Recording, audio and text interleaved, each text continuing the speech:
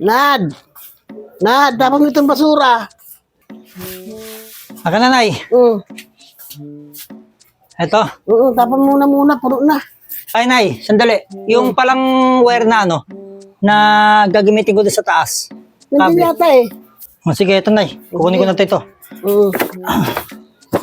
Ito pala. Madami pa. Oo, madami pa. Pwede na to. Ayusin ko na yung kuryente.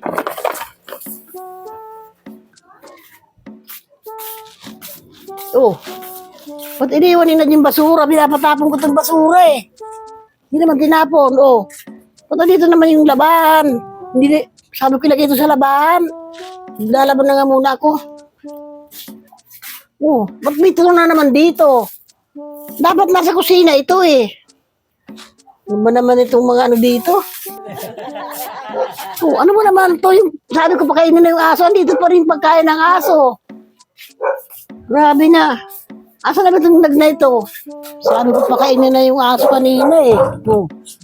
Ito naman, ang dami na ng medyas dito. Sa sinturon dito na hindi naman ito sabitan ng mga ganito. Pati yung alcohol dito, nakakalat. Nako, ano ba naman itong bahay na ito, puro kalat na lang. Ba't nandito yung plansa sa mga kusina? Nandun yung plansahan, hindi ito yung plansa sa mga kailangan ng mga kusina. Ba naman nito? Dapat yung plansa, kasama dito yung plansahan. Dito pala speaker ko, ang tagal ko rin hinakanin, kanina umaga po naghahanap nito. Ito pala yung cellphone ko. Makapakinigan muna mga music para malibang din, parang pagod na ako. Parang dami kong ginawa ngayong araw na ito. Pahinga muna.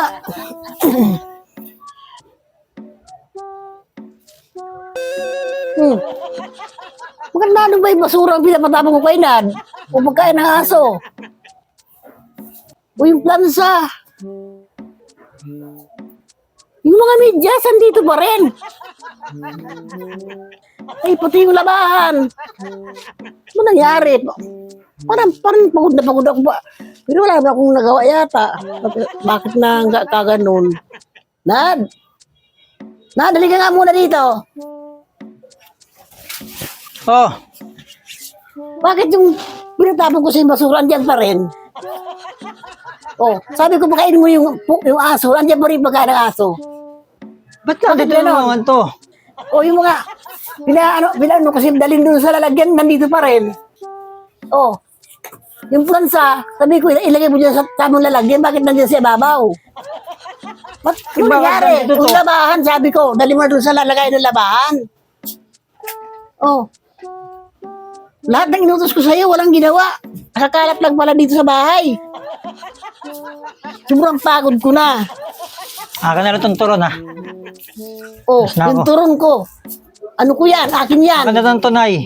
Gugutom na ako eh. Grabe ito, gutom ka agad. Hindi pa nga nakapagtrabaho. Yung trabaho niya, hindi pa nagawa, nagutom ka agad. Dahil lang sa isang basura na maliit na basura na yan. Sobrang pagod ko. Ang daming kalat. Lalong dumami yung kalat. Sabi ko, itapon yung basura para walang kalat. Lalong dumami ang kalat.